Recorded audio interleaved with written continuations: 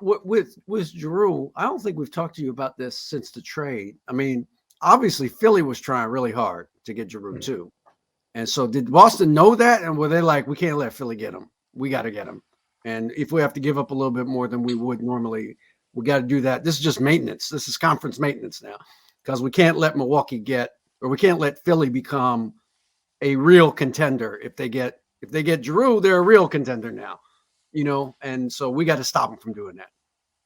Yeah, and the fact that they can pounce off of Milwaukee going for Dame and they can take Jrue right Yeah. there because Milwaukee was hoping, oh, we'll get Jrue the hell out of the conference too. Right, right, right, Um, right. I think first and foremost, it was a move to get Jrue. It was Rob Williams with his health history and like of course he banged knees in training camp and again had a knee issue, which it looks like he'll be healthy to start the season, thankfully. But like between his health concerns long term and the fact that they have Porzingis now who can do so much of what Williams does on top of everything Porzingis can do, Malcolm Brogdon wanted to be traded.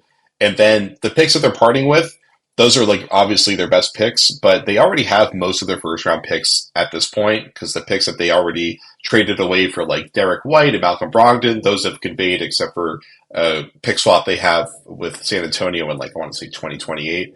But so they still have a lot of first round picks, so they could dive in with their draft capital and still have draft capital left to draft people or to make moves. So the price that they paid for Jrue, it was really just essentially Rob and the value of Malcolm Brogdon, which was going to be huge.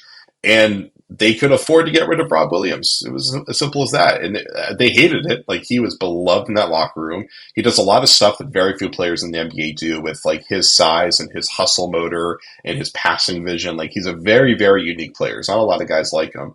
But like while Porzingis is maybe more of like a textbook standard and Drew's more of a textbook standard of like a big defensive point guard, they like they'd rather have that. Like they've always had a lot of unique role players. They needed more guys that are just great on both sides of the ball and can do the big stuff that you need to do at the end of the postseason. So I thought it was a no-brainer trade first and foremost. But then Miami was in the hunt, Clippers were in Right. the hunt. Like to keep all those teams at bay and make sure that all those teams are clearly a tier below.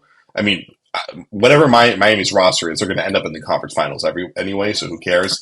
Like this is just like fact at this point, right? So I thought it was a no-brainer on both ends of that. The only issue just with Jrue is that he's already 33.